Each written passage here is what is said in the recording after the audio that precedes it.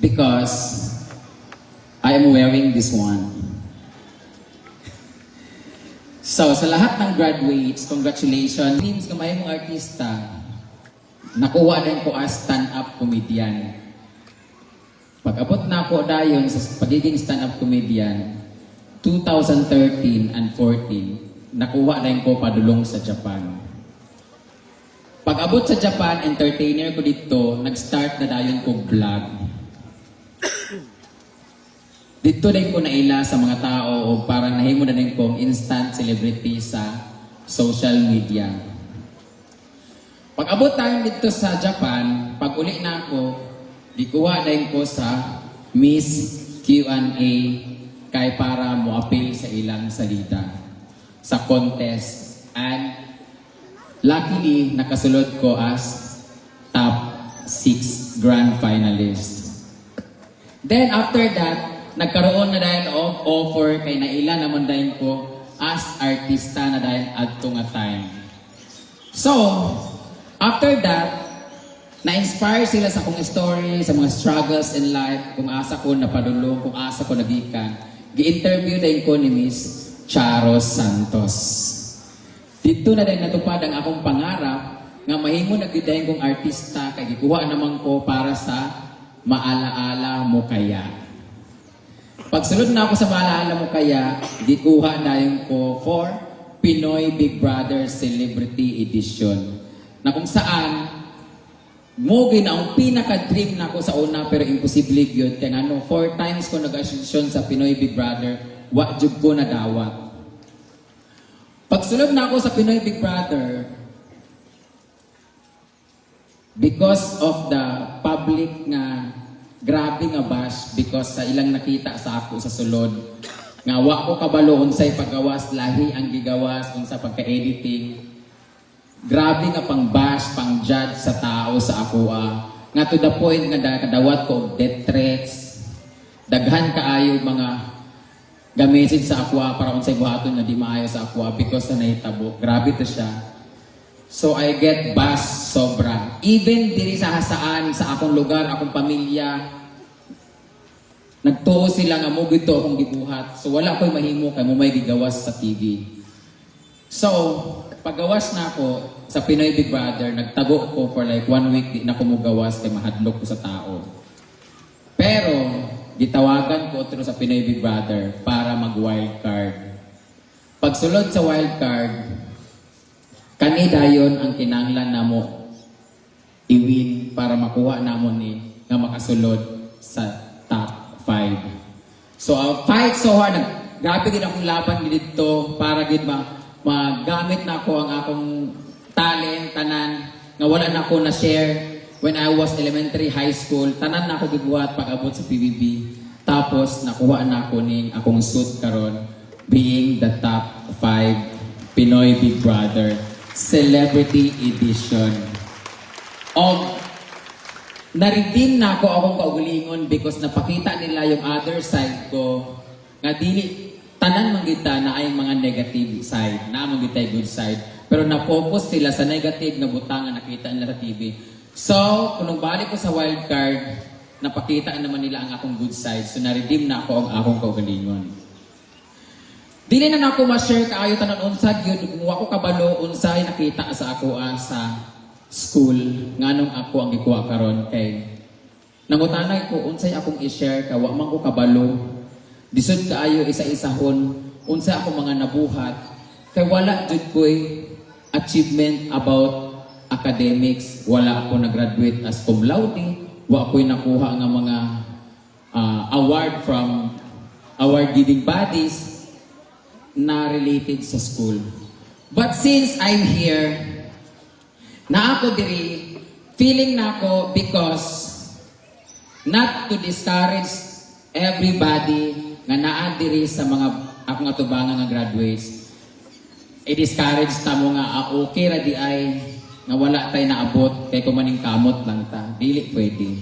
O di pod pwede nga kanang moingon ta nga diploma or diskarte. Kay kung papilion ka, kinsa dinhi ang diploma o diskarte? Diploma, taas kamay. Diskarte. Daghan di kay gusto dire nga magparehan ako. Mga bayot. Ang akong tubag, why choose if you can have both? Di ba? Kay kung ako, naningkamot ko, nang diskarte ko para maabot na ako, nakaabot ko sa inyong atubangan karon. Tungod lang sa diskarte, without any diplomas or degrees na na-receive na ako, nakaabot ko sa inyong atubangan because I feel like I'm very successful today. Kaya nga no, madiskarte man ko. Pero one thing for sure, kung ako naningkamot sa una, mas swerte pa siguro akong maabot karon mas taas o mas dako ko o maabot kung naapod yung ko diploma. So if you have chance to study hard. Kaya nga no, ang diskarte, permi na naa sa atua. But sa inyo, spoon feed na sa inyo ang pag-eskwela. Eskwela, gid mong tarong, mintras na apa. Kay lisod kaayo nga walay maabot og permi lang tad diskarte. Nakatrabaho ko ani, nakaabot ko sa bisang asa. Tungod kay wala ko'y diploma. So tanan nga nagtan-aw karon dani tanan graduates, you have a long way to go. Kung ako naabot na ako ni siya nga time because madiskarte ko, why not ko naningkamot pagyud ko sa una? So why choose if you can have both the diploma and diskarte? So karon, tungod sa akong pagka-vlogger, tungod sa akong natapad na ako ang pagiging artista, yung dream na ako, ana sila libre lang ang mga ndoy, taasan mo na. Ayaw, be practical. I will give you an example. Kung mangarap ka, taasan mo na, di ba? So nangandoy kag eroplano, gusto ko magkaroon og eroplano. Ayaw, kay wala man kay airport. Kung nangandoy ka magkaroon og sakyanan, pangita sa og parking. Dapat step by step imong pagpangandoy. Og dapat kabalo ka unsa imong gusto. So karon pa lang, kung ang uban diha kabalo na silang pangandoy, in time, focus on your dreams. Kay malay niyo, one day, kamupod ang mutongtong diri sa stage. So karon, naa ako sa inyong itubangan because maybe of my successful life. So for me, I do believe kung ano ang sinabi ni Abraham Lincoln, na the true meaning of success is not what you have become. It's about what others have become because of you. So in Bisaya, ang true meaning sa success, sa successful, dili tungod kay unsay ako naabot karon.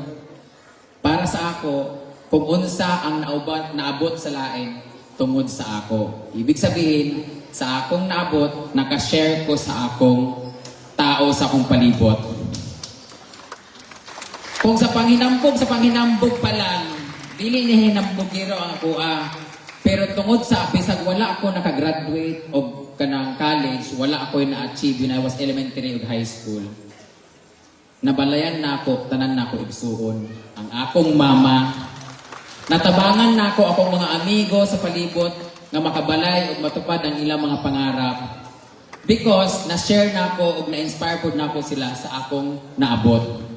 So for me, successful ko because I was able to share my success and I was able to inspire other people.